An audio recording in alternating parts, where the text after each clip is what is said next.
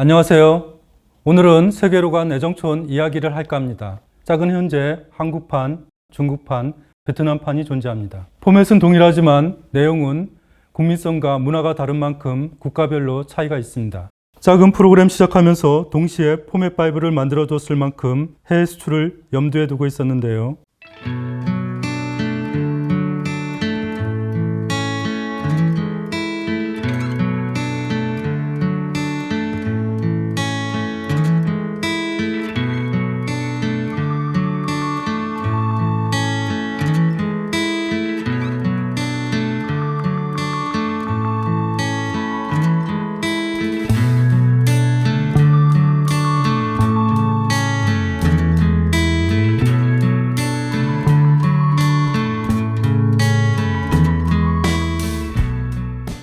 짝이 살아서 그 꿈을 이루지는 못했지만 죽어서는 이루어졌네요. 하지만 중국에서 만들어진 것이니 단지 유행이었을 뿐 영광은 없는 포맷 수출이었습니다. 그나마 카피가 아닌 정식 포맷 수입 절차를 밟은 것이 천만 다행이었습니다. 짝은 애정촌 1000일 동안 짧고 굵게 3년의 인생을 살다 갔습니다. 그것이 짝의 운명이었다고 생각합니다. 그런데 2014년 봄날 사라진 짝이 2015년 겨울 중국에서 다시 세상에 나옵니다.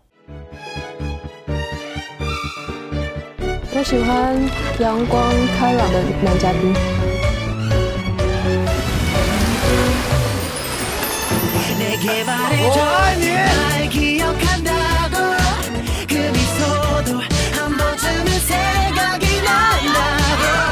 살아 돌아온 짝을 보는 마음은 개인적으로는 얼마나 감격이었을까요? 죽은 자식을 살리는 마음으로 타국에서 만든 짝은 얼마나 애정이 컸겠습니까?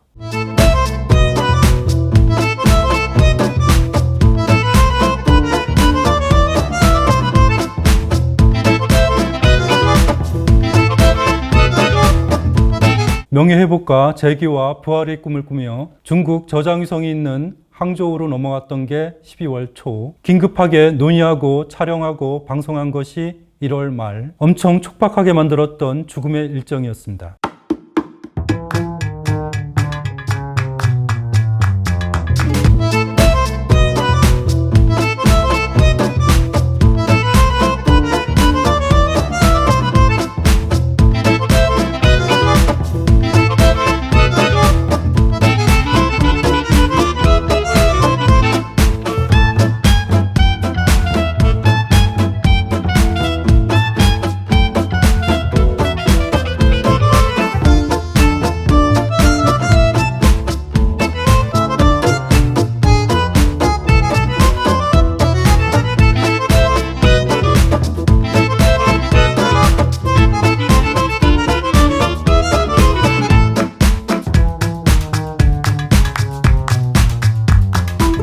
짝을 만든 중국 저장위성은 중국 방송 넘버 1, 2를 다투는 인기 방송국입니다. 당시 짝과 비슷한 시기에 런칭한 런닝맨의 대성공으로 그 기세가 장난 아니었습니다. 런닝맨은 정말 어마어마한 성공을 거둔 초대박 국민 프로그램이고 그 덕분에 인생 운명이 바뀐 사람이 부지기수입니다. 반면 짝은 정말 말 그대로 고전의 연속, 악정 고투, 제작비 차이도 어마어마합니다. 런닝맨은 편당 40에서 50억 정도 혹은 그 이상일 때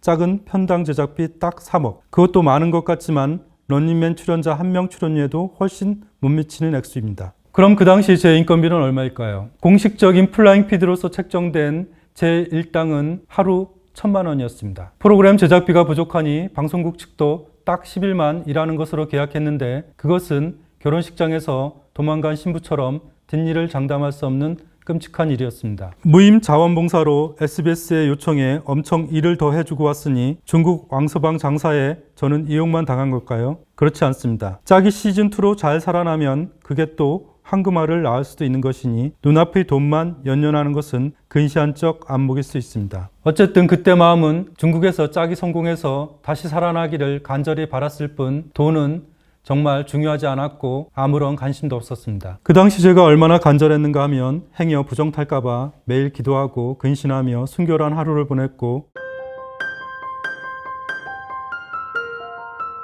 부정탈 수 있는 일체의 나쁜 마음은 항상 멀리하고 오로지 프로그램 제작에만 몰두했던 그런 신성한 시간들이었습니다.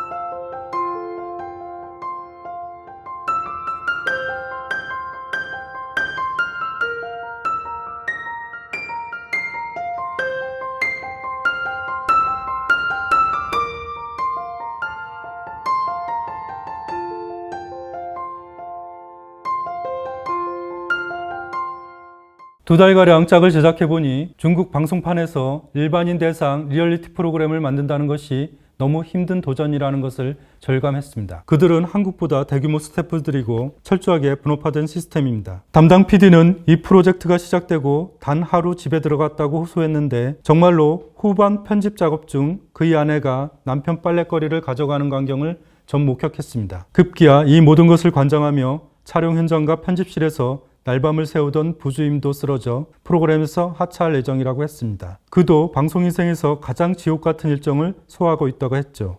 2명의 수장이 이러니 그 아랫사람들도 편할 리가 없습니다. 모두들 지치고 삭은 육신으로 귀신처럼 다닙니다. 그러니 그들이 눈에 밟히고 짝에 대한 애정, 그리고 실패하면 자존심도 상하고 하니 저도 죽기 살기로 했습니다.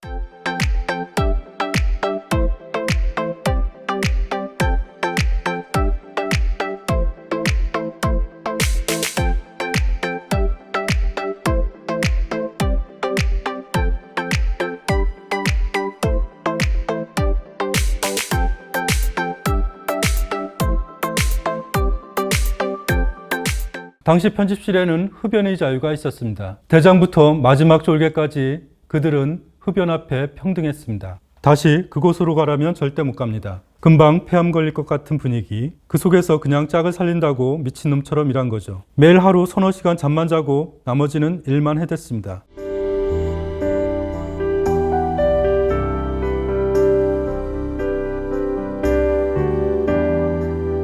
일정이 쫓기니 살인적인 스케줄로 편집과 후반 작업을 했던 기억이 지금은 끔찍한 악몽이네요. 몇 차례 수정 작업을 거쳐 최종 완편을 쪽 편집본으로 완성할 때마다 2명의 PD가 내 옆에 앉습니다. 한쪽은 자막을 담당하고 한쪽은 내레이션을 담당합니다. 我要打字幕，那我来写剧本吧。 나는 구성에 맞는 자막과 대본을 왼쪽 오른쪽 교대로 윤혼하고 결정해서 불러주면 그들은 중국말로 다듬습니다. 발 2개를 묶고 마라톤을 하는 기분이었습니다. 그렇게 해서 드디어 중국판 짝을 4회 만들어주고 돌아왔습니다. 첫 방송이 나가는 날 밤 호텔에서 혼자 방송을 보며 울컥했습니다.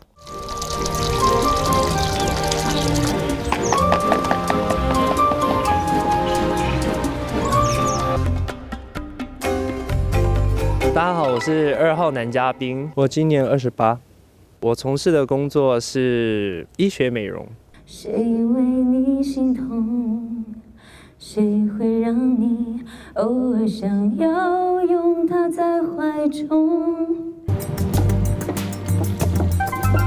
男嘉宾做出选择。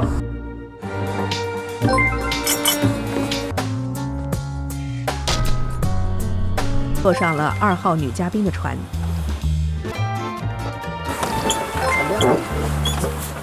5号女嘉宾独自一人吃盒饭。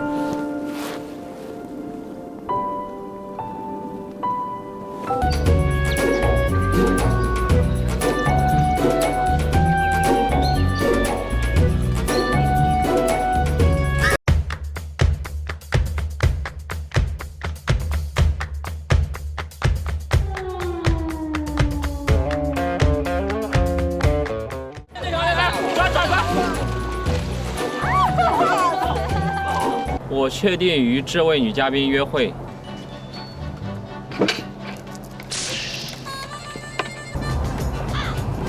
7号男嘉宾的运气。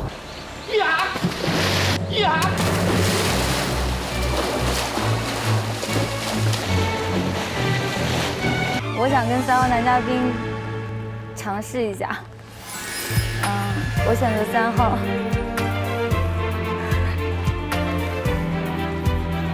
这是一本书。 짝이 가는 길은 왜 이다지도 고달플까요? 그들은 짝 제작을 너무나 쉽게 봤습니다. 인력의 분업과 전문화는 완벽해 보이는데 운영은 비효율적인 게 있었습니다. 연출은 물론 촬영과 편집까지 척척 해대는 한국의 PD 시스템이 짝에 최적화되었다고 그들은 한숨을 쉽니다. 당신들은 왜 그렇게 못하느냐고 묻는 것은 부질없습니다. 그들의 시스템에서 최선을 찾아야 하고 방송국의 고위 책임자가 시간을 갖고 인내심 있게 기다리면 좋겠지만 그들은 한국보다 더 조급하고 시청률에 민감합니다. 50여 개의 방송국이 경쟁하다 보니 그들은 2500년 전 춘추 전국시대를 사는 것처럼 처절하게 경쟁합니다.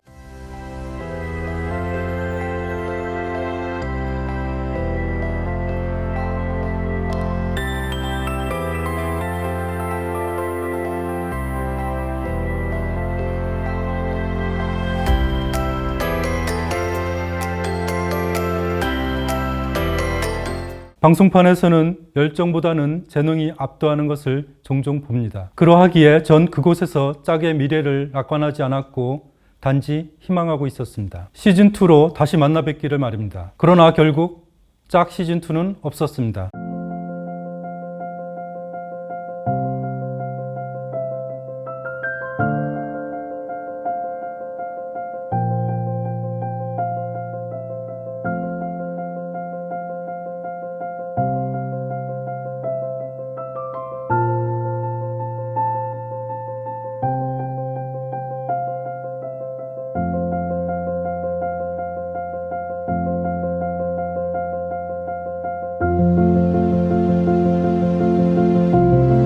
형식은 어떻든 본질이 비슷하면 그것은 짝의 형제들이라고 생각합니다. 다시 5년이 흘러 지금 제가 만들려고 하는 프로그램은 짝은 아닙니다. 그렇다고 짝과 전혀 다르게 만들 자신도 없습니다.